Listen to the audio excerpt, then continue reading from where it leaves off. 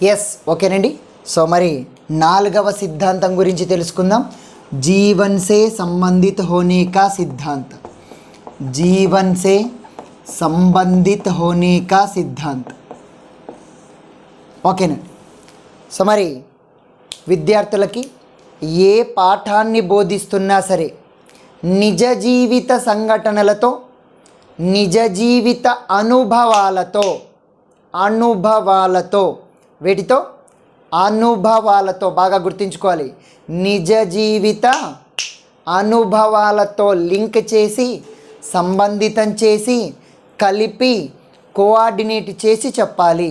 ఆ రకంగా చెప్పినట్లయితే బాగా అర్థమవుతాయి, బాగా నేర్చుకోగలుగుతాడు. ఓకేనండి. సో కాబట్టి पढ़ाए जाने वाले विषयों को जीवन के अनुभवों के साथ संबंधित कर देना चाहिए. जीवन के అనుభవం కే సాత్. మరి ఈ సిద్ధాంతంలో వచ్చేటటువంటి ప్రతి సెంటెన్స్లో, ప్రతి లైన్లో కూడా అనుభవ్ అనే పదం ఉంటుందండి. అనుభవ్ అనే పదం కనిపిస్తే చాలు, కళ్ళు మూసుకొని ఆన్సర్ పెట్టేయండి.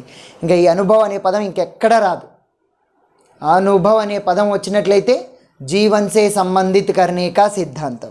సో క్లూ వర్డ్ ఒక్కటే ఒకటి ఉందండి, జాగ్రత్తగా గుర్తుపెట్టుకోండి. క్లూ వర్డ్ అనుభవ్ అనేటటువంటి పదం.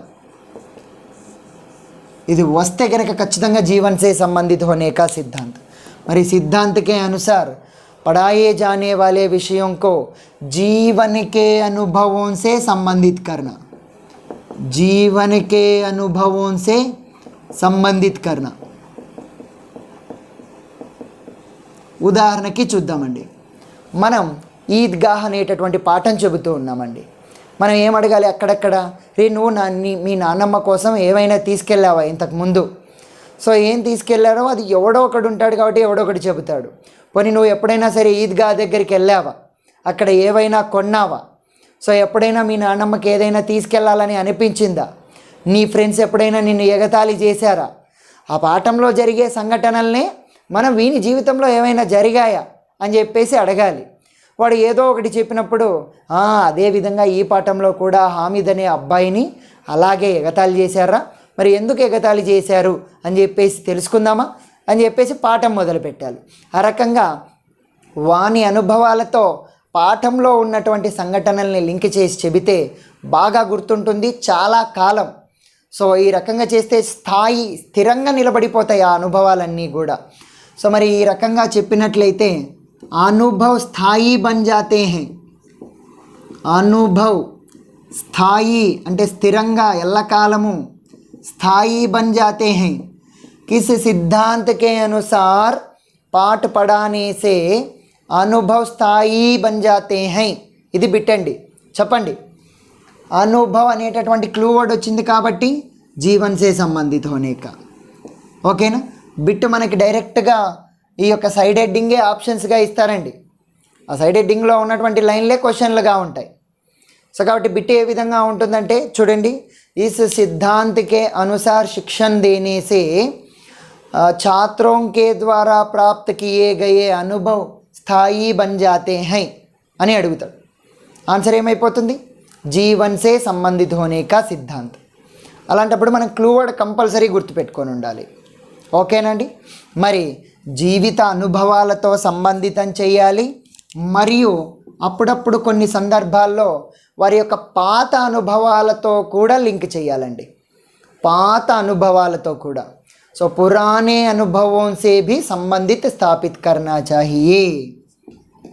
పురానే అనుభవం సే భీ.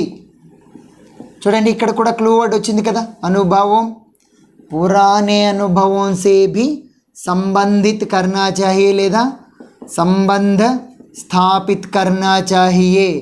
किस सिद्धांत के अनुसार? जीवन से संबंधित होने का सिद्धांत. ఈ రకంగా లింక్ చేసినట్లయితే జీవన్ का स्थायी अंग बन जाते हैं. మరి ఈ రకంగా లింక్ చేస్తే అనుభవ్, ఈ అనుభవాలు జీవన్ के स्थायी अंग बन जाते हैं. स्थायी अंग बन जाते हैं. किस सिद्धांत के अनुसार? जीवन से संबंधित होने का सिद्धांत के अनुसार. సో ప్రతి వాక్యంలో ఏ పదం వచ్చిందండి? అనుభవ్ అనేది కంపల్సరీ వస్తుంది. సో అందుకే దీని గురించి చెప్పినటువంటి వ్యక్తులు, ఈ సిద్ధాంతం గురించి చెప్పినటువంటి వ్యక్తులు రాయ్బర్న్, వఫోర్డ్స్. సో ఒక్కసారి లిస్టు చూస్తే క్రియాశీలతా సిద్ధాంతం గురించి కామేనియస్ చెప్పాడండి, కామేనియస్. మరి ప్రేరణ సిద్ధాంతం గురించి పాఠకేవం త్యాగి చెప్పారండి. మరి రుచి సిద్ధాంతం గురించి పిన్సెట్ చెప్పాడు. సో ఇప్పుడు జీవన్ సే సంబంధిత సిద్ధాంతం గురించి రాయ్బర్న్, ఫోర్స్ చెప్పారండి. ఇద్దరు కలిసి చెప్పారు. దేనికది వాళ్ళది గుర్తుపెట్టుకొని ఉండాలి మీరు. మరి రాయ్బర్న్, ఫోర్స్ ఏం చెప్పాడు? మనం ప్రతి పాఠాన్ని ప్రారంభించేటప్పుడు పిల్లల యొక్క పూర్వ అనుభవాలతో సంబంధితం చేసి ప్రారంభించాలి. నేను ఇందాక చెప్పాను కదా, ఎప్పుడన్నా ఈద్గా దగ్గరికి వెళ్ళారా? వెళ్ళాం సార్. అక్కడ ఏమేం చూశారు? చాలా షాపులు చూసాం సార్, రకరకాల షాపులు ఉంటాయి, అన్నీ కొనుక్కోవచ్చు. ఎప్పుడైనా మీ నాన్నమ్మకి ఏమైనా కొన్నారా? ఏం కొనలేదు సార్, మా నాన్నమ్మే మాకు కొనమని డబ్బులు ఇస్తుంది, ఆ డబ్బులతో ఎప్పుడైనా కొన్నారా? ఏం కొనలేదు సార్, మేమే తినేసాం. సో కాబట్టి ఆ రకంగా ఏదో ఒక రకంగా వాని అనుభవాలను తెలుసుకోవాలి అంతే. వాడు పాజిటివ్ అయిన అనుభవాలు ఉండొచ్చు, నెగిటివ్ అయిన అనుభవాలు ఉండొచ్చు, ఏదో ఒకటి తెలుసుకోవాలి. కానీ ఈ పాఠంలో ఈ రకంగా ఏం జరిగిందంటే, మీలాగనే ఈద్గా దగ్గరికి వెళ్ళాడు కానీ హామిద్ అనేటటువంటి అబ్బాయి వాళ్ళ నాన్నమ్మ కోసం ఒక సంథింగ్ డిఫరెంట్, చాలా విచిత్రమైనటువంటి వస్తువు కొన్నాడురా. అసలు ఎందుకు కొన్నాడు, ఎంత డబ్బులు ఇచ్చి కొన్నాడు, ఏమి కొన్నాడు అనేటటువంటిది ఈ పాఠం చూస్తే మనకు అర్థమైపోతుంది. ఈ పాఠాన్ని మనం చదువుకుంటే అర్థమైపోతుంది. మరి చదువుకుందామా అని చెప్పేసి స్టార్ట్ చేసేయాలండి. సో ఆ రకంగా హరేక్ పాఠ కా ప్రారంభ ఉన్ బాతోं से होना चाहिए जिनका अनुभव बालक कर चुके ఆల్రెడీ అనుభవించేసి ఉన్నారో అటువంటి విషయాలతో లింక్ చేసి చెప్పాలి అని చెప్పినటువంటి వ్యక్తి రాయ్బర్న్, ఫోర్స్. మంచి బిట్టు చెప్పారండి, జాగ్రత్తగా చూడండి. హర్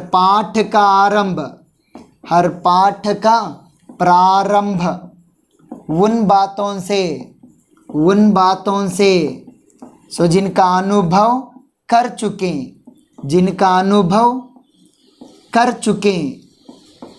ఆల్రెడీ అనుభవించేస్తున్నారు వాటితో, అనుభవ్ కర్ చుకే అని చెప్పినటువంటి వ్యక్తి రాయ్బర్న్, ఫోర్స్. ఓకేనా? సో కాబట్టి ఇది చాలా ఇంపార్టెంట్ కొటేషన్ అండి, రాయ్బర్న్, ఫోర్స్. నెక్స్ట్, సో దీని తర్వాత నెక్స్ట్ సిద్ధాంతం 5వ సిద్ధాంతం అండి. ఒక్కసారి రివిజన్ చేసుకుందాం. జీవన్ సంబంధితుల ప్రతి దాంట్లో అనుభవం అనేది వస్తుంది. రాయ్బర్న్, ఫోర్స్ దీని గురించి చెప్పాడు. జీవిత అనుభవాలతో లింక్ చేసి చెప్పాలి, అప్పుడు స్థిరంగా నిలబడిపోతాయి. కొన్నింటిని పురాతన అనుభవాలతో లింక్ చేసి చెప్పాలి, అయినా కూడా అవి స్థిరంగా ఉండిపోతాయి, అప్పుడు కూడా స్థిరంగా ఉండిపోతాయి. సో ప్రతి పాఠాన్ని ప్రారంభించాల్సింది ప్రాచీన అనుభవాలతో అని చెప్పినటువంటి వ్యక్తి రాయ్బర్న్, ఫోర్స్ అండి. మరి నెక్స్ట్ సిద్ధాంతం తెలుసుకుందాం. ఏదంటే, సో ఇప్పటి వరకు 4 సిద్ధాంతాలు అయిపోయాయి. 5వది నిశ్చిత ఉద్దేశిక సిద్ధాంతం. దీని గురించి చూద్దాం. ఎస్, ఓకేనండి. సో 5వ సిద్ధాంతం గురించి మనం తెలుసుకుందాం. 5వది నిశ్చిత ఉద్దేశిక సిద్ధాంతం.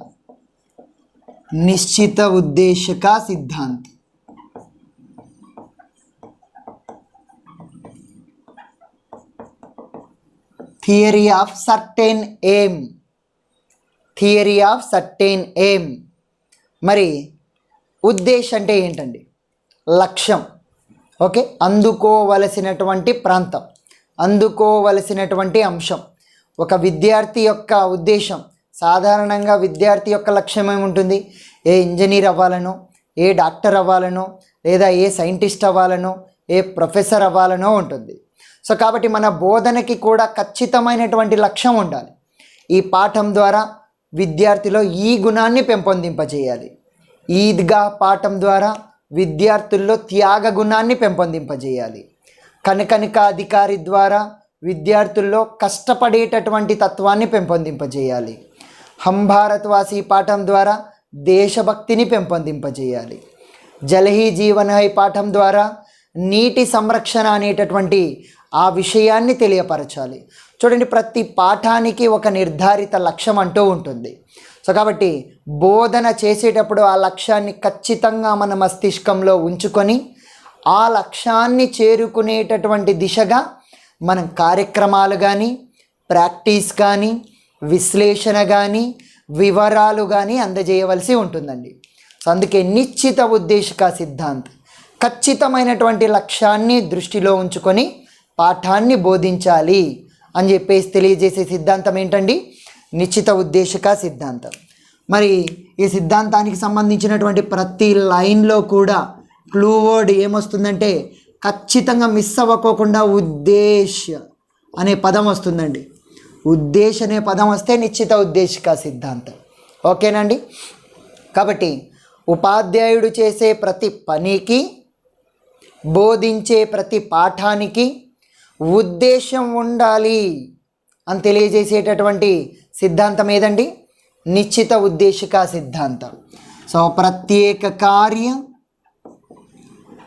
और प्रत्येक पाठ के लिए నిశ్చిత ఉద్దేశం होना चाहिए. ఒక ఖచ్చితమైనటువంటి లక్ష్యం అంటూ ఉండాలి.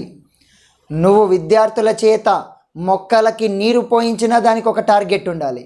విద్యార్థుల చేత తరగతి గదిని క్లీన్ చేయించినా దానికి ఒక పర్పస్ ఉండాలి, ఒక ఎయిమ్ ఉండాలి, ఒక మంచి టార్గెట్ ఉండాలి. ఓకేనా? సో కాబట్టి ఈ ఉద్దేశాన్ని ముందుగానే మనం మస్తిష్కంలో ఉంచుకోవాలి ఉపాధ్యాయుడు. ఓకేనా? అదే కాకుండా ఆ ఉద్దేశానికి సంబంధించిన పూర్తి వివరాలు ఆయన మస్తిష్కంలో ఉండాలి. సో ఇవన్నీ కూడా ఉద్దేశ్కి సంబంధించినటువంటి వివరాలండి. మొదటి పాయింట్ చెప్పుకున్నాం. రెండవది, మరి ఉద్దేశం का पूर्व ज्ञान होना और पूर्ण ज्ञान होना चाहिए. पूर्व ज्ञान और पूर्ण ज्ञान होना चाहिए. ముందుగానే పాఠాన్ని ప్రారంభించడం కంటే ముందుగానే తెలుసుకొని ఉండాలి ఈ పాఠం యొక్క ఉద్దేశం ఏంటి అనేది. అందుకే చూడండి 10th క్లాస్లో ప్రతి పాఠంలో ఉన్న కంటెంట్ మ్యాటర్ స్టార్ట్ అవ్వడం కంటే ముందుగానే ఉద్దేశం అనేటటువంటి టాపిక్ ఇచ్చుంటాడు. ముందు దీని గురించి తెలుసుకోండి, ఈ పాఠం యొక్క ఉద్దేశం ముందు టీచర్లుగా మీరు తెలుసుకోండి, తర్వాత విద్యార్థులకు బోధించండి అని చెప్పేసి మరి విద్యావేత్తల యొక్క ముఖ్య ఉద్దేశం. ఓకేనా? సో కాబట్టి ఉద్దేశ का पूर्व और पूर्ण ज्ञान होना चाहिए. किसको? శిక్షక్కో. ఎవరికి ఉండాలండి? శిక్షక్కో. ఎప్పుడైతే పూర్తిగా పూర్ణంగా తెలుసుకొని ఉంటాడో అప్పుడు టీచింగ్ అనేటటువంటిది స్పష్టంగా చేయగలుగుతాడు, క్లారిటీగా, ఎటువంటి కన్ఫ్యూజన్స్ లేకోకుండా పాఠాన్ని బోధించగలుగుతాడు, ఇంట్రెస్ట్గా బోధించగలుగుతాడు, రోచక్, ఎందుకంటే ఉద్దేశం కోసం బోధించేటప్పుడు ఇంట్రెస్ట్గా ఉంటుంది. అంతేకాకుండా ప్రభావవంతంగా, విద్యార్థులంతా చలించిపోయే విధంగా, విద్యార్థులంతా మారిపోయే విధంగా పాఠాన్ని బోధించగలుగుతాడు. ప్రభావశాలి బనా సక్తా హై. సో కాబట్టి ఉద్దేశం అనేటటువంటిది తెలుసుకుంటే, మనకి ఈ ఉద్దేశం అనేది తెలుసుకుంటే టీచింగ్ सरल स्पष्ट रोचक बना सकता है. ओके, स्पष्ट रोचक प्रभावशाली बना सकता है. किस सिद्धांत के अनुसार? उद्देश्य के सिद्धांत के अनुसार. మరి ఒక టీచింగ్ మెథడ్ని నువ్వు ఆగమన విధిని ఎంచుకోవాలనా, నిగమన విధిని ఎంచుకోవాలనా, లేదా నిదర్శిత స్వాధ్యాయ విధిని ఎంచుకోవాలా, లేదా డాల్టన్ విధిని ఎంచుకోవాలా, పరియోజన విధిని ఎంచుకోవాలా అని దేని ఆధారంగా నిర్ధారించుకుంటామంటే ఉద్దేశం ఆధారంగా. ఆ పాఠం యొక్క ఉద్దేశం తెలిస్తే పద్ధతిని ఎంచుకోవచ్చు. ముందు టార్గెట్ అంటూ తెలిస్తే దానికి కావాల్సినటువంటి సాధనాన్ని ఎంచుకోవచ్చు. విలన్ ఎవడో తెలిస్తే వాడిని చంపడానికి మనం ఆయుధాన్ని తీసుకోవచ్చు. ఓకేనా? సో ఆ పక్క జంతువు ఏది వస్తుందని తెలిస్తే మనం కర్రని కానీ కత్తిని కానీ ఏది వాడాలనో తెలుస్తుంది. ఉద్దేశం అంటూ తెలిస్తే శిక్షణ విధిని ఎంచుకోగలుగుతాం. అందుకే ఈ ఉద్దేశం అనేటటువంటిది జాగ్రత్తగా చూడండి. శిక్షణ విధి కా ఆధార్ హై. శిక్షణ విధి కా ఆధార్ హై. ఏదండి?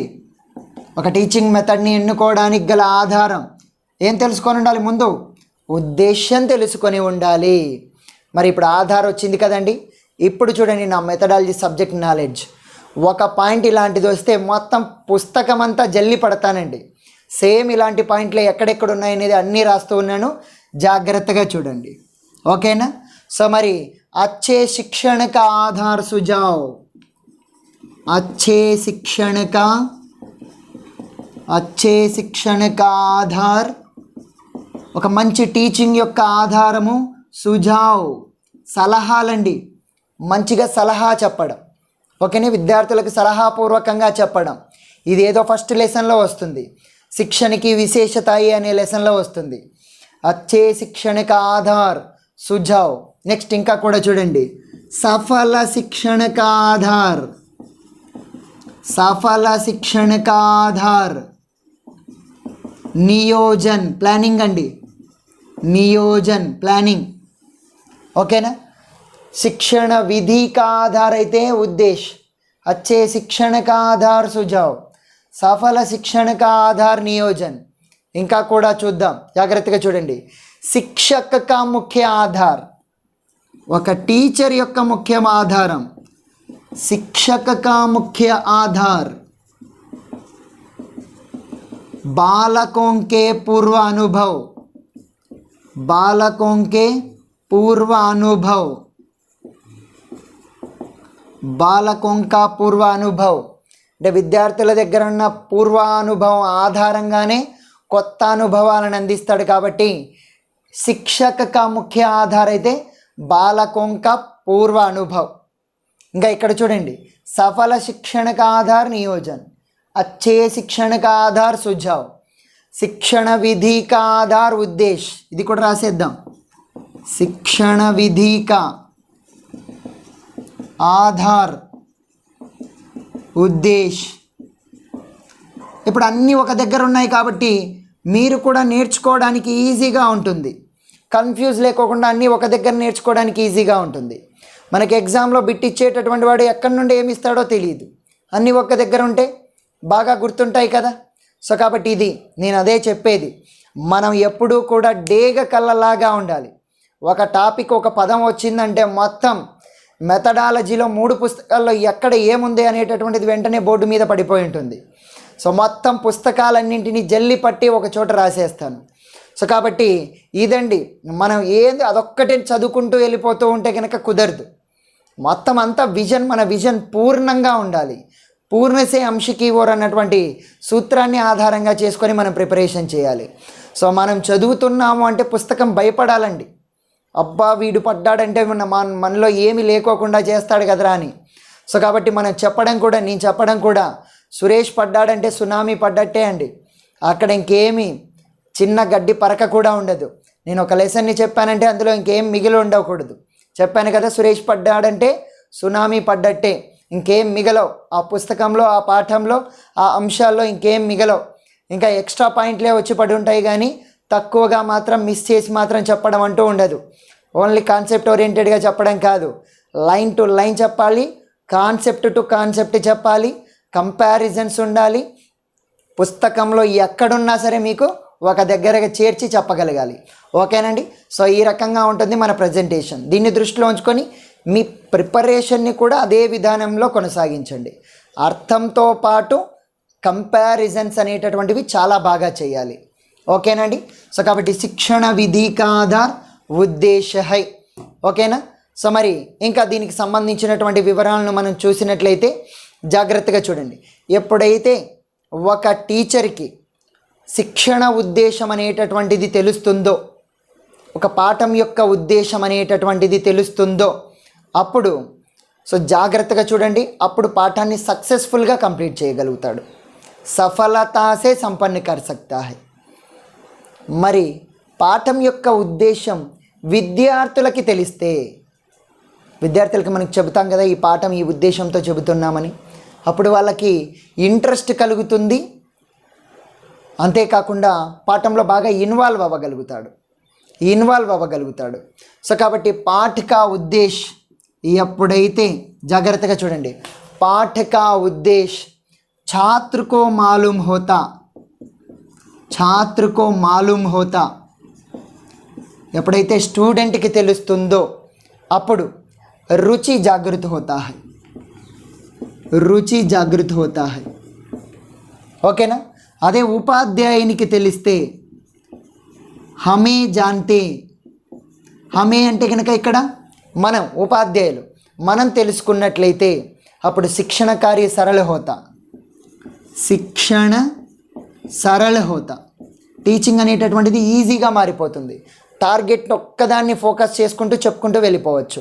అనవసర విషయాల జోలికి వెళ్ళకోకుండా, టైం వేస్ట్ చేసుకోకుండా సో టీచింగ్ అనేది ఈజీగా మారిపోతుంది అని చెప్పినటువంటి వ్యక్తి ఎవరంటే రాయ్బర్న్వా ఫోర్స్, రాయ్బర్న్వా ఫోర్స్. ఓకేనండి. సో కాబట్టి जब शिक्षण उद्देश्य छात्रों को मालूम होता तब रुचि जागृत कर लेते हैं. जब हमें मालूम होता, हमें जानते हैं, तब शिक्षण सरल हो जाता है అని చెప్పినటువంటి వ్యక్తి ఎవరండి? ఎస్, రాయ్బర్న్వా ఫోర్స్ అండి. సో అందులో లాస్ట్లో చెబుతున్నాడు, జాగ్రత్తగా చూడండి.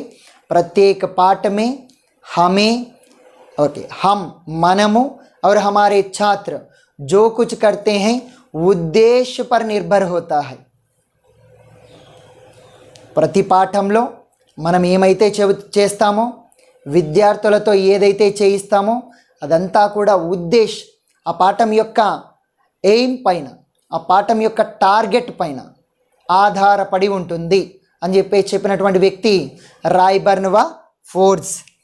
చాలా ఇంపార్టెంట్ అండి, జాగ్రత్తగా చూడండి.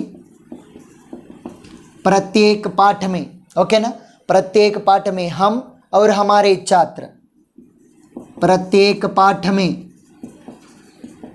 हम और हमारे छात्र, हमारे छात्र ఈ రెండు పదాలు రావాలండి.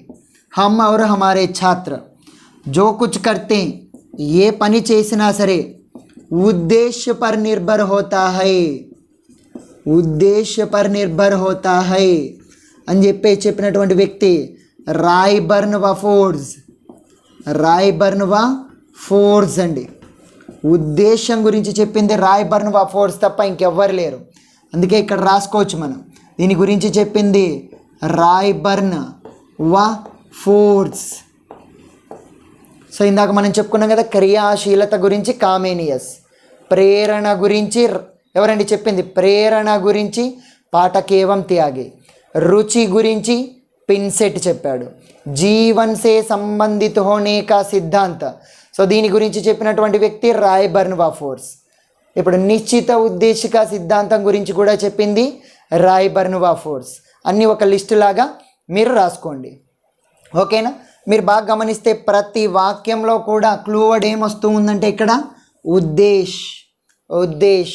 అయితే ఎక్స్ట్రాగా ఇవి బాగా గుర్తుపెట్టుకోండి. మళ్ళీ ఆ పాఠాల్లో చెప్పేటప్పుడు కూడా వీటన్నిటిని నేను రిపీట్ చేస్తాను, ఓకే. మనం ప్రిపరేషన్ అనేటటువంటిది ఇదే విధంగానే జరగాలండి. సో మరి ఒక్కసారి చూద్దాం. నిశ్చిత ఉద్దేశిక సిద్ధాంతం, టీచర్ చేసే ప్రతి పనికి ప్రతి పాఠానికి నిశ్చిత उद्देश्य होना चाहिए.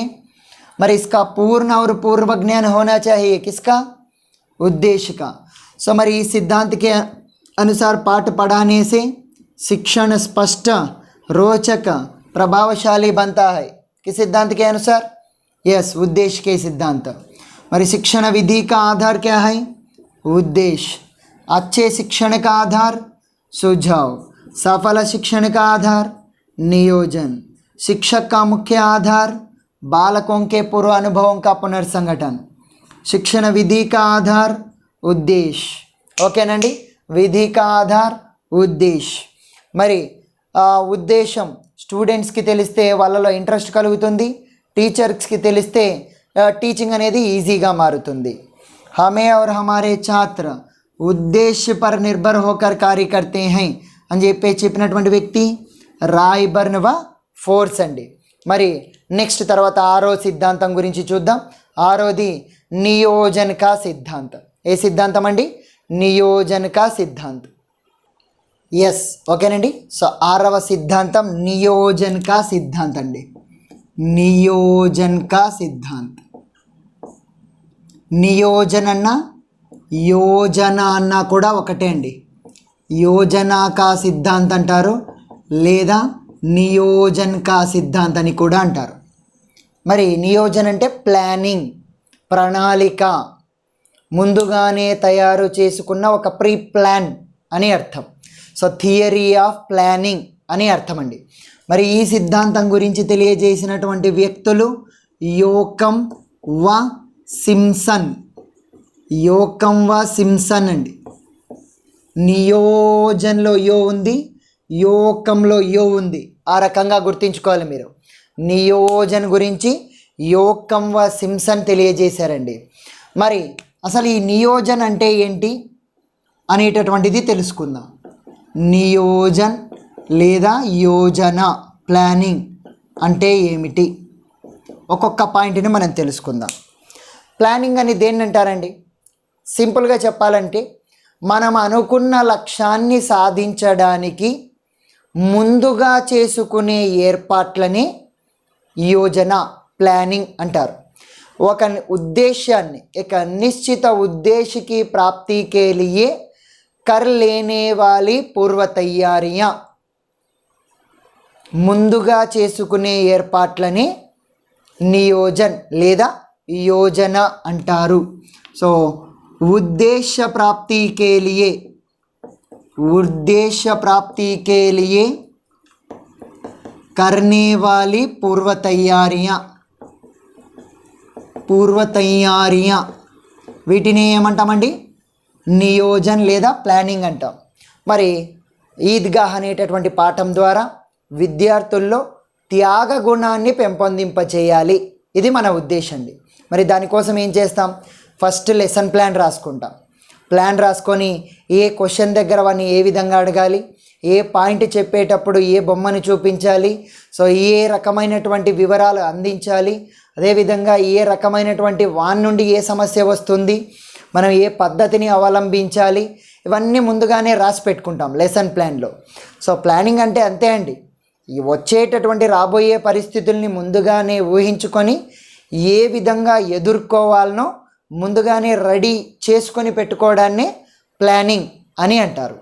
సో మరి ప్రతి పాఠము సక్సెస్ అవ్వాలంటే, ఒక పాఠం సక్సెస్ అవ్వాలన్నా, టీచింగ్ సక్సెస్ అవ్వాలన్నా ప్లానింగ్ పైననే ఆధారపడి ఉంటుందండి. ఓన్లీ టీచింగ్ మాత్రమే కాదండి, మనం చేసే ఏ పనైనా సరే పని సక్సెస్ అవ్వాలంటే ప్లాన్ కరెక్ట్గా ఉందా లేదా, ఆ ప్లాన్ని కరెక్ట్గా ఇంప్లిమెంట్ చేసామా లేదా, దీనిపైననే ఆధారపడి ఉంటుంది సక్సెస్ అంతా కూడా. ఓకేనండి. సో కాబట్టి ఈ నియోజన్ లేదా యోజన అనేటటువంటిది शिक्षण सफल बनाने के लिए आवश्यक है. शिक्षण सफल बनाने के लिए ఇక్కడ చూడండి పదం సఫల్ అనేటటువంటి పదం. ఓకేనా? सफल बनाने के लिए किसकी आवश्यकता होती है? नियोजन या योजना. దీన్నే మరొక రకంగా పూర్వ నియోజన అని కూడా అంటారండి. పూర్వ నియోజన లేదా పూర్వ యోజన అని కూడా అంటారు. ప్రీ ప్లానింగ్ లేదా ప్లానింగ్. ప్లాన్ అంటేనే ప్రీ, ముందుగా తయారు చేసి పెట్టుకునేది. మళ్ళీ దానికి ప్రీ ప్లానింగ్ అని ఎందుకు? ప్లాన్ అంటేనే ముందుగా తయారు చేసి పెట్టుకునేది.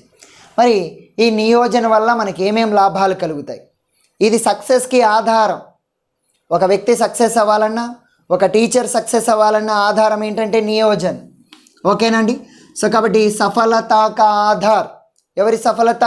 शिक्षक की सफलता का आधार. शिक्षक की सफलता का आधार. ఒక టీచర్ సక్సెస్ అవ్వాలంటే ఆధారం ఏంటండి? నియోజన్, ప్లానింగ్ ఉండాలి, లెసన్ ప్లాన్ ఉండాలి. ఆధార్ వచ్చింది అన్నీ ఒక్కసారి చూడండి. కుశల శిక్షణ కా ఆధార్ అని కూడా అంటారు దీన్ని. కుశల శిక్షణ కా ఆధార్. కుశల శిక్షణ కా ఆధార్.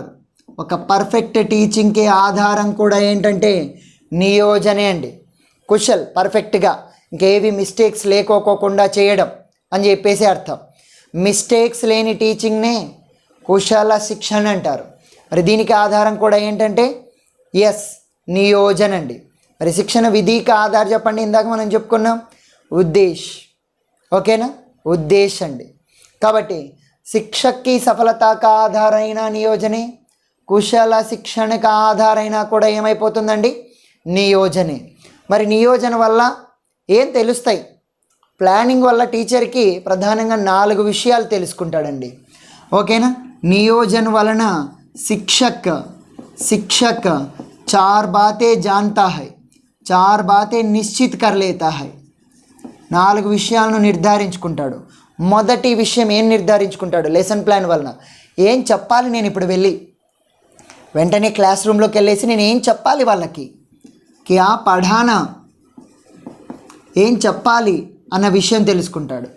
రెండో విషయం ఏం తెలుసుకుంటాడు? కిస్ విధి కో అపనానా, కిస్ విధి కో అపనానా, ఏ పద్ధతిని నేను అవలంబించాలి, ఆగమన, నిగమన, ప్రత్యక్ష, పరోక్ష, డాల్టన, పరియోజన, ఏ విధిని నేను అవలంబించాలి అని తెలుసుకుంటాడు. రెండవది ఏ టీఎల్ఎంని ప్రదర్శించాలి. మనం లెసన్ ప్లాన్ రాసేటప్పుడు కూడా మధ్యలో రాస్తాం కదండి, శిక్షణ సహాయక సామాగ్రి, ఏ పదాన్ని వాడేటప్పుడు సో ఏం చూపించాలి. చిమట అనే పదం వచ్చిందనుకోండి, డైరెక్ట్గా వస్తువుని తీసి చూపించేసేయడమే. సో కాబట్టి కిస్ కిస్ శిక్షణ సామాగ్రి కా ప్రయోగ్, కిస్ శిక్షణ సామాగ్రి కా ప్రయోగ్ కర్నా చాహియే అనేది తెలుసుకుంటాడు. ఇంకా 4వ విషయం, ఏదైనా సమస్య వస్తే నేను ఎక్స్ప్లెయిన్ చేసేటప్పుడు విద్యార్థులకి ఈ ప్రాబ్లం వస్తే నేను ఏ విధంగా సాల్వ్ చేయాలి, సమస్య को किस प्रकार हल करना, समस्या को किस प्रकार हल करना, किस प्रकार हल करना అనేటటువంటి ఈ 4 విషయాలు జాన్ లేతా హై, జాన్తా హై. దీనివల్ల ఇదంతా జరుగుతుందండి. ఎస్, పూర్వ నియోజన్, ప్రీ ప్లానింగ్, ప్లానింగ్ వల్లనే ఇవన్నీ తెలుసుకుంటాడు. ఏమేం తెలుసుకుంటాడు? ఫస్ట్ క్యా పడానా, తర్వాత కిస్ విధి మెథడ్, తర్వాత కిస్ శిక్షణ సామాగ్రి టీఎల్ఎం, తర్వాత సమస్యల్ని ఏ విధంగా పరిష్కరించాలి, ఈ 4 విషయాలను తెలుసుకుంటాడు. దేని ద్వారా తెలుసుకుంటాడు? యోజనాకే అనుసార్. బాగా గుర్తుపెట్టుకోండి, విధి, సామాగ్రి, సమస్య, క్యా పడానా అనే విషయాలు వచ్చినట్లయితే దానికి ఆధారమైన సిద్ధాంతం ఏది? పూర్వ నియోజనకే సిద్ధాంతం. ఓకేనండి, ఒక్కసారి ఫస్ట్ దగ్గర నుండి చూద్దాం. ఉద్దేశాన్ని పొందడం కోసం చేసుకునే పూర్వ తయారీ, ముందు ఏర్పాట్లని ఏమంటామంటే నియోజన్ అంటారు. ఒక టీచింగ్ సక్సెస్, సఫల్, ఓకేనా, సఫల్, క్లూ వర్డ్స్ రాస్తూ ఉన్నాను, జాగ్రత్తగా చూడండి. పూర్వ తయారీయ, ముందు ఏర్పాట్లనే మనం ఏమంటామంటే నియోజన్ అంటాము. సఫల్, సక్సెస్ అవ్వాలంటే ప్లానింగ్ ఉండాలి. మరి అదేవిధంగా కుశల శిక్షణకు ఆధార్ ఆల్రెడీ మనం చెప్పుకున్నాము. అంతేకాకుండా క్యా పఢానా అనే విషయం దేని ద్వారా తెలుస్తుందంటే నియోజన్ ద్వారా తెలుస్తుందండి. ఇదొక్కటి గుర్తుపెట్టుకోండి చాలు, మిగతావన్నీ అదే సెంటెన్స్లో వస్తాయి కాబట్టి మీరు ఈజీగా ఆన్సర్ చేయొచ్చు. నెక్స్ట్ ఇంకా 6వ పాయింట్ చూద్దాం. ఏం సార్, ఏం ప్లాన్ లేకపోతే చెప్పలేమా? ఇప్పుడు ఎంతమంది, చాలామంది లెసన్ ప్లాన్ రాసే చెబుతున్నారా పాఠాలను? లెసన్ ప్లాన్ రాకపోయినా కూడా చేస్తున్నారు కదా. ఎస్, ఓకే, లెసన్ ప్లాన్ లేకపోయినా కూడా మీరు పాఠాలు చెబుతున్నారు. అయితే ఏమి లెసన్ ప్లాన్ లేకోకుండా పాఠం చెబితే ఏం జరుగుతుంది? ఏం జరుగుతుందంటే నియోజనకే బినా సంకటపూర్ణ స్థితి ఆసక్తి హై. క్లాస్ రూమ్లోకి వెళ్ళిన తర్వాత తడబడాల్సి వస్తుంది, క్లాస్ రూమ్లోకి వెళ్ళిన తర్వాత కన్ఫ్యూజ్ అవ్వాల్సి వస్తుంది, క్లాస్ రూమ్లోకి వెళ్ళిన తర్వాత కంగారు పడాల్సి వస్తుంది, భయం ఏర్పడుతుంది. నెక్స్ట్ స్టెప్ ఏంటి అనేది తెలీదు, ఏ ప్రశ్నలు అడగాలనో తెలీదు, ఏ టీఎల్ఎం చూపించాలనో తెలీదు, ఏ మ్యాటర్ చెప్పాలనో తెలీదు, ఏ పద్ధతిని వాడాలనో తెలీదు. ఆ రకంగా అంత కన్ఫ్యూజ్ అయిపోయి సో నియోజనకే బినా, జాగ్రత్తగా చూడండి, ఇస్కే బినా సంకటపూర్ణ స్థితి, సంకటపూర్ణ స్థితి ఆసక్తి హై, సంకటపూర్ణ స్థితి ఆసక్తి హై. కిస్కే బినా? నియోజనకే బినా. ఏ స్థితి వస్తుందండి? సంకటపూర్ణ స్థితి వస్తుంది. ఏ స్థితి? సంకటపూర్ణ స్థితి వస్తుందండి. మరి అందుకే ఖచ్చితంగా ఉండాలి. అయితే లెసన్ ప్లాన్ రాసుకొని వెళ్ళాం కదా అని చెప్పేసి దాన్ని తూచా తప్పకుండా పాటించకూడదు, ఎగ్జాక్ట్గా పాటించకూడదు. అప్పుడున్నటువంటి పరిస్థితుల్ని బట్టి దానిలో కొద్దో గొప్ప మార్పులను చేసి ఇంప్లిమెంట్ చేయాలి. అరే నేను బాగా లెసన్ ప్లాన్ రాసుకొని వచ్చినాను, 45 నిమిషాల్లో చెప్పాలంట, మొదటి 2 నిమిషాలు ప్రస్తావన కంట 2 నిమిషాలు టైం పెట్టుకుంటున్నాను, ఒకవేళ నేను మర్చిపోతే మీరు వెంటనే గుర్తు చేయాలరా, ఎస్ అని చెప్పేసి ప్రస్తావన చెప్పడం. ఒకవేళ ప్రస్తావనలో వాడు పాఠం పేరు చెప్పకపోతే ఆ పేరు చెప్పేంతవరకు మళ్ళీ మొదటి నుండి ప్రస్తావన మొదలు పెట్టేస్తే ఇంకా అదే సరిపోతుందండి. ఓకేనా? సో అదేవిధంగా ఖచ్చితంగా రే ఆదర్శవాచన్ నన్ను 2 నిమిషాలు చేయమన్నారు, నేను ఖచ్చితంగా 2 నిమిషాలు ఆదర్శవాచన్ చేస్తున్నాను, మీరు అందరూ జాగ్రత్తగా అనుకరణ వాచనకి రెడీగా ఉండండి, ఈ రకంగా చెప్పొద్దండి. సో ప్లానింగ్ అనేటటువంటిది పరిస్థితుల్ని బట్టి అటు ఇటు మారుతుంది, కొద్దిగా ఫ్లెక్సిబుల్గా ఉండాలి, కొంచెం మార్పు చేర్పులకు అనువుగా ఉండాలి, ఉదారంగా ఉండాలి, అంటే మనకి నచ్చినట్లుగా మార్చుకోవడానికి కన్వీనియంట్గా ఉండాలండి. సో అదే నిజమైనటువంటి ప్లానింగ్. తూచా తప్పకోకుండా పాటించడం అనేటటువంటిది జరగకూడదండి. ఓకే, సో కాబట్టి కొద్దిగా ఫ్లెక్సిబుల్గా ఉండాలి. యోజన్ లేదా పూర్వ యోజన్ కైసా హోనా చాహియే? ఎస్, లచీలి యోజన ఏ విధంగా ఉండాలండి? లచీలి, జాగ్రత్తగా చూడాలి, లచీలి और उदार होना चाहिए, లచీలి और उदार होना चाहिए. మరి ఈ యోజనలో పరిస్థితులకి తగ్గినట్లుగా మార్పులు చేర్పులు జరగాలి. పరిస్థితికే మాంగకే అనుసార్ పరివర్తన హోనా. ఆ టైంలో ఎవరికో ఒకరికి హెల్త్ బాగోలేదు, సో ఉన్నట్టుండి ఫిట్స్ వచ్చాయి, వాని ఫిట్స్ మనం తగ్గించడానికి ఒక 15 నిమిషాలు కంప్లీట్ అయిపోయింది. ఆ హాఫ్ అన్ అవర్లోనే మనం పాఠాన్ని కంప్లీట్ చేయాలి. వాళ్ళు ఎవరే కానీ రియాక్ట్ అవ్వడం లేదు, పిల్లలు ఎవరే కానీ మాటలు మాట్లాడడం లేదు, మనకి ఆన్సర్లు ఇవ్వడం లేదు, మనమే ఆన్సర్లను ఇచ్చుకుంటూ ముందుకు వెళ్ళిపోవాలి. సో ఆ రకంగా నువ్వు ఆన్సర్ ఇచ్చేంతవరకు ఇక్కడ ముందుకు వెళ్ళకూడదని నేను రాసుకున్నాను, నువ్వు ఆన్సర్ చెప్తేనే నేను చెప్తాను, లేదంటే లేదు పాఠం అని చెప్పేశారనుకోండి, కుదరదు. సో కాబట్టి పరిస్థితికే మాంగకే అనుసార్, పరిస్థితికే మాంగకే అనుసార్, మాంగకే అనుసార్ పరివర్తన్ కర్నా చాహియే. ఎందులో అండి? ఎస్, యోజన మే పరివర్తన్ కర్నా చాహియే. అందుకే అంటారు చాలామంది, జాగ్రత్తగా చూడండి, లెసన్ ప్లాన్ అనేటటువంటిది మన కింద పనిచేసే పని మనిషే కానీ మన పైన అధికారం చెలాయించే యజమాని కాదు. అంటే లెసన్ ప్లాన్ చెప్పినట్టు మనం వినకూడదు, మనం చెప్పినట్టు లెసన్ ప్లాన్ వినాలి, మనకి తగినట్లుగా లెసన్ ప్లాన్ మారిపోవాలి, అంతేగాని లెసన్ ప్లాన్కి తగినట్లుగా మనం మారిపోకూడదు. సో అందుకే పాఠ యోజన అనేటటువంటిది స్వామిని నా హోకర్, యజమాని కాకుండా, స్వామిని నా హోకర్ సేవిక హోనీ చాహియే. చాలా చక్కటి మాట చెప్పాడండి, సేవిక హోనీ చాహియే. ఏదండి యోజన? ఏ యోజన? పాఠ యోజన, లెసన్ ప్లాన్ అనేటటువంటిది. సో స్వామిని నా హోకర్ సేవికా హోనీ చాహియే. ఏదండి? ఎస్, పాఠ యోజన. మరి ఈ లెసన్ ప్లాన్ వల్ల, ఈ ప్లానింగ్ వల్ల, ఈ ప్రణాళిక తయారు చేసి పెట్టుకోవడం వల్ల మనకు 2 ఉపయోగాలు ఉన్నాయండి. ఓకే, సో మరి లెసన్ ప్లాన్ से 2 उपयोग हैं. कितने उपयोग हैं? 2 उपयोग. నియోజన से 2 उपयोग. ఇక్కడ రాస్తున్నానండి, మీరు కిందికి రాసుకోవాలి. నియోజన से 2 उपयोग है. ఒక్కొక్కటి చూద్దాం. నెంబర్ 1, अपव्यय को रोक सकते हैं. अपव्यय అంటే వేస్టేజ్, టైం వేస్ట్ అయిపోవడం, మాటలు వేస్ట్ అయిపోవడం, శ్రమ వేస్ట్ అయిపోవడం, బోర్డు వర్క్ వేస్ట్ అయిపోవడం, ఇదంతా కూడా అపవ్యయ కిందకే వస్తుందండి. లెసన్ ప్లాన్ ఉంటే కరెక్ట్గా దాని ప్రకారంగానే పాయింట్లు చెప్పుకుంటూ, అవే బోర్డు మీద రాసుకుంటూ, కరెక్ట్గా సమయాన్ని సద్వినియోగం చేస్తూ, టైం వేస్ట్ అవ్వకోకుండా పాఠాన్ని కంప్లీట్ చేసుకొని బయటికి రాగలుగుతాం. సో మొదటి లాభం, अपव्यय को रोक सकते हैं, अपव्यय को रोक सकते हैं.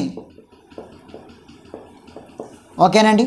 సో కాబట్టి ఇక్కడ క్లూ వర్డ్ రాయండి, अपव्यय, अपव्यय को रोक सकते हैं. మరి యోజన అనేది లచీలి, లచీలి और उदार. మరి ఇది లేకపోతే సంకటపూర్ణ స్థితి, సంకటపూర్ణ స్థితి ఏర్పడుతుంది. ఓకేనా? ఇది అప్పటికీ సేవిక లాగానే ఉండాలి. సో ఇవన్నీ క్లూ వర్డ్స్ అన్నీ ఇక్కడ రాసేసానండి. ఓకేనా? సో కాబట్టి अपव्यय को रोक सकते हैं. రెండోది, మన టీచింగ్ వ్యవస్థిత और क्रमबद्ध होने में सहायता मिलती है. టీచింగ్ అనేది ప్రీ ప్లాన్డ్గా, సిస్టమేటిక్గా, సోపానం తర్వాత సోపానం, కరెక్ట్గా నీట్గా, ఫస్ట్ ప్రస్తావన, ఆదర్శవాచన్, అనుకరణ వాచన్, అదేవిధంగా స్పష్టీకరణ, తర్వాత బోధ ప్రశ్న, తర్వాత వస్తు విశ్లేషణ ప్రశ్న, చివరిలో గృహ కార్యం. చూడండి, కరెక్ట్గా ఆర్డర్లో రావచ్చు మనం. లేదంటే ఎప్పుడు గృహ కార్యం ఉంటుందో, ఎప్పుడు అనుకరణ వాచన ఉంటుందో, ఎప్పుడు స్పష్టీకరణ ఉంటుందో, ఎవడు ఏమీ తెలియజెప్పలేడు. ఓకేనండి. సో కాబట్టి शिक्षण అనేటటువంటిది क्रमबद्ध और व्यवस्थित होता है. व्यवस्थित होता है किसके कारण? नियोजन के कारण. ఈ రెండు లాభాలు ఉన్నాయండి. अपव्यय को रोक सकते हैं और शिक्षण क्रमबद्ध और व्यवस्थित बन सकता है అని చెప్పినటువంటి వ్యక్తి యోకం వ సింప్సన్ అండి. యోకం వ సింప్సన్. మరి ఈయన రాసినటువంటి పుస్తకం ఏముంది? ఒక పుస్తకం చాలా ఇంపార్టెంట్ పుస్తకం అండి. Modern methods and teaching techniques. Modern methods and teaching techniques. Modern methods and teaching techniques ఎవరిదండి ఇది? యోకం వ సింప్సన్. సో ఇదండి ఈ యొక్క నియోజన సిద్ధాంతం. మీరు బాగా గమనిస్తే అన్ని వాక్యాల్లో యోజన అనేటటువంటి పదం కానీ, యోజన్ అనేటటువంటి పదం కానీ, పూర్వ నియోజన్ అనేటటువంటి పదం కానీ వస్తాయి. అవే కాకుండా సో ఈ క్లూ వర్డ్స్ వస్తాయండి. మరి ఒక్కసారి ఫస్ట్ దగ్గర నుండి చూద్దాం, జాగ్రత్తగా చూడండి. నియోజన్ యోజన సిద్ధాంతం గురించి యోకం సింప్సన్ తెలియజేశారు. ఎందుకంటే ఇక్కడ యో వచ్చింది, ఇక్కడ యో వచ్చింది కాబట్టి యోకం వ సింప్సన్. మరి ఉద్దేశాన్ని అందుకోవడానికి చేసుకునే పూర్వ తయారీలని नियोजन అని అంటారు. शिक्षण सफल बनता है किसके कारण? नियोजन. शिक्षक की सफलता का आधार पूर्व नियोजन. कुशल शिक्षण का आधार यस नियोजन. मरी शिक्षक नियोजन के आधार पर 4 बातों को निश्चित कर लेता है. एवेवी చెప్పండి. क्या पढ़ाना, किस विधि अपनाना, सहायक सामग्री, समस्या का हल. मरी इसके बिना संकटपूर्ण स्थिति आ जाता है. किसके बिना? नियोजन के बिना. मरी योजना कैसी होनी चाहिए? लचीली और उदार होनी चाहिए. मरी इसमें परिस्थिति के अनुसार परिवर्तन करना चाहिए. योजना में योजना ऐसा ना होकर ऐसा होनी चाहिए. स्वामिनी ना होकर సేవిక होनी चाहिए.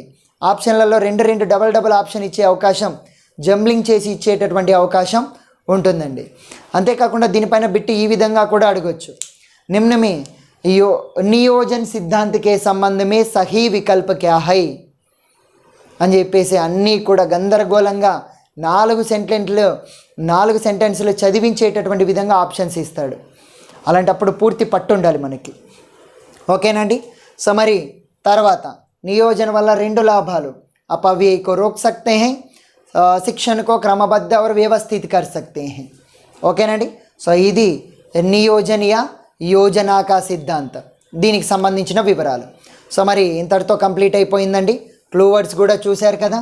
పూర్వ తయారీ ఉండాలి, సఫలం అవ్వాలంటే నియోజన ఉండాలి, క్యా పడానా అన్న విషయం తెలుస్తుంది, ఇది లేకపోతే సంకటపూర్ణ స్థితి ఏర్పడుతుంది, అపవ్యయ్ వేస్టేజ్ని మనం అడ్డుకోవచ్చు. మరి ఎప్పటికీ యోజన అనేది చాలా ఫ్లెక్సిబుల్గా మనకి తగినట్లుగా మార్పులు చేర్పులు చేసుకునే విధంగా ఉండాలి. సంకటపూర్ణ స్థితి రాకోకుండా ఉంటుంది నియోజన ఉంటే. సేవికలాగా పనిచేయాలి కానీ స్వామినిలాగా కాదు. ఓకేనండి. సో ఇది ఇక్కడ ఉన్నటువంటి విషయాలు. నెక్స్ట్ వీడియోలో చయన్ కా సిద్ధాంత్ చూద్దామండి. చయన్ కా సిద్ధాంత్.